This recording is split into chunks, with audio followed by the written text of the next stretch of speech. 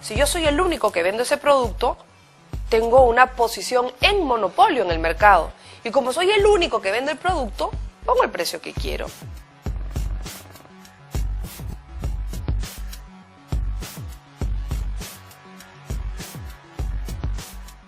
Normalmente los tratados de libre comercio, que a todos nos dicen que son acuerdos de comercio, pero tienen bastante más que los temas comerciales, incluyen estos capítulos de propiedad intelectual con una serie de acápites que incorporan mecanismos que promueven mayor protección de la propiedad intelectual con mecanismos específicos para los laboratorios farmacéuticos. Me explico.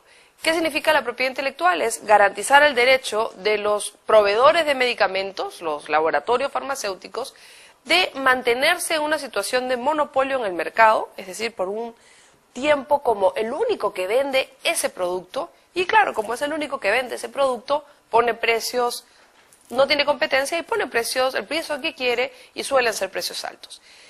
Los mecanismos de propiedad intelectual existen en el Perú hace ya unos años. Sin embargo, si uno ve la historia y lo que nos confirma este capítulo filtrado del TPP es que los mecanismos de propiedad intelectual que se han ido instalando y que piden los Estados Unidos van en una tendencia creciente.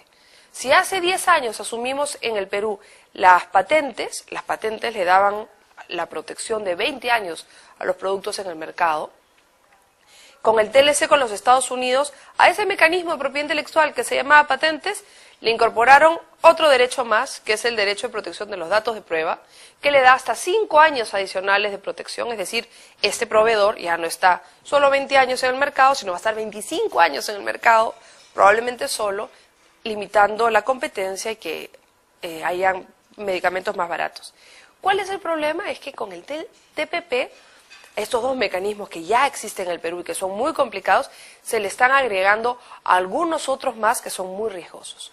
Uno de ellos es ampliar el plazo de los datos de prueba, no 5, sino agregarle 3 más, y en el caso de las patentes, darle otras connotaciones que permitan que las patentes mantengan una protección por segundos usos, es decir, si un medicamento se le descubre la utilidad para tratar problemas cardíacos, y luego se descubre en su uso terapéutico que tiene alguna otra función, ese segundo uso que se descubre le podría hacer ampliar este plazo de protección, es decir, en vez de estar 20 años como único en el mercado, es decir, con los precios que le dé la gana, puede quedarse hasta 40 años. El argumento que hay detrás de esta acelerada carrera por las mayores protecciones de propiedad intelectual tiene que ver con que se dice que este tiempo en el cual son los únicos en el mercado con precios altos es el tiempo en el cual la industria recupera la inversión que han hecho en la investigación para crear los medicamentos. Ese argumento a primeras cuentas parecería lógico, pero cuando uno comienza a ver los números y de dónde viene el financiamiento que en los países del norte, sobre todo Europa, Estados Unidos, se hace la investigación, pues sobre todo en el caso europeo, la mayoría de las investigaciones las hacen universidades públicas, es decir, que no tiene que ver con la ganancia de las empresas. Ese es un argumento que, digamos, es el argumento público, pero yo creo que detrás de este argumento se esconden temas que son mucho más complicados y que tienen que ver con la política y el poder. El poder que tiene el dinero y el poder que maneja la industria transnacional farmacéutica a nivel mundial es muy grande. Es tan grande que está después de la industria de armamento.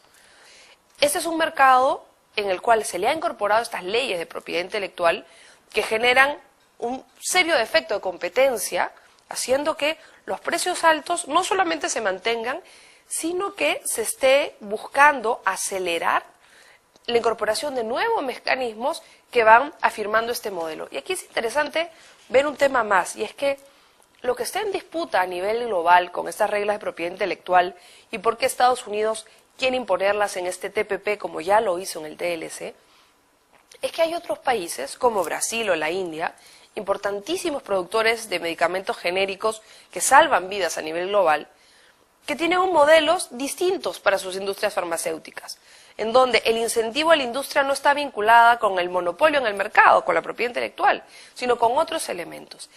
Estados Unidos y Europa han buscado hacer que seamos muchos los países que nos metamos en estas obligaciones incómodas de propiedad intelectual, de tal manera que dejan fuera y terminen aislando a países como Brasil o la India, importantes promotores de los medicamentos genéricos y fundamentales exportadores de medicamentos genéricos para todo el mundo, ¿no?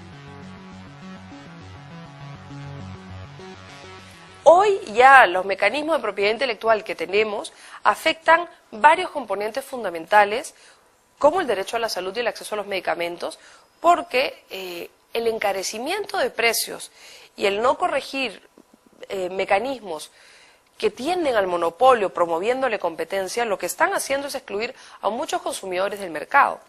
En el caso del TPP, de esta última propuesta, hay algunos nuevos elementos que son de altísima preocupación y que ya Estados Unidos ha querido presionar en otros foros para incluirlo.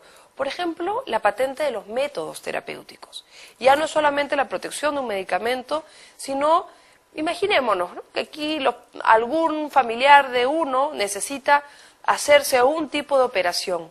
Si de pronto se ha descubierto la metodología, el nuevo tratamiento que hace, que no nos tengan que abrir por la mitad, sino con una camarita especial los puedan operar, hoy normalmente en cualquier hospital accedes a la tecnología, te operan y te salvan la vida. Si nosotros aceptamos propiedad intelectual para estos métodos, lo que vamos a tener que hacer es tener que pagar para acceder a estas mejores terapias, a estos mejores métodos. Lo que efectivamente deja por fuera a los pobres. Los que más pierden con las reglas de propiedad intelectual son los pobres. El que no haya competencia, el que haya un único que define el precio, pone el precio que le da la gana y no necesariamente es el precio para todos. Los casos de monopolios, digamos, cuando referimos monopolios a los mecanismos de propiedad intelectual es que, como era el ejemplo que ponía, si tenemos un medicamento que recién entra al mercado y que se le da la patente, ¿qué es la patente? Que puede estar 20 años como el único que vende ese producto en el país. Entonces, claro, si yo soy el único que vende ese producto, tengo una posición en monopolio en el mercado. Y como soy el único que vende el producto, pongo el precio que quiero. Entonces, en general, y lo sabemos, que los monopolios, como no compiten con nadie, imagínense dos caseras en el mercado, llegan con sus cebollas, si no hay quien las vende, le venda la cebolla al costado y nadie conoce el precio, se inventa el precio. Pero si tiene una vendedora al costado, van a competir y la competencia es la que va a generar que el precio represente lo que significa el producto y que se vincule con la capacidad de compra que tiene el público, ¿no? Porque somos un país con una mayoría de gente pobre, porque somos un país en donde ni el Ministerio de Salud ni de Salud se dan abasto para cubrir las necesidades de todos nosotros. Es fundamental porque la deuda que tenemos con la inclusión social en nuestro país es inmensa. Y es fundamental además porque en nuestro país hay no solamente mucha gente no accede, sino hay muchas enfermedades que ni siquiera se están cubriendo en los tratamientos de salud. En el Perú, la salud pública no cubre los tratamientos de cáncer. Y muchas de nuestras enfermedades, las enfermedades que generan altas tasas de mortalidad en nuestro país, tienen cura, pero no tenemos los recursos suficientes para invertir en la salud que necesitamos. Hay un componente muy importante de voluntad política. Tiene que haber una prioridad en asignación de recursos públicos del Estado para mejorar los índices de salud de la gente. Pero este dinero tiene que ser para cubrir a más pacientes, no para pagarle más a las ya millonarias empresas transnacionales farmacéuticas.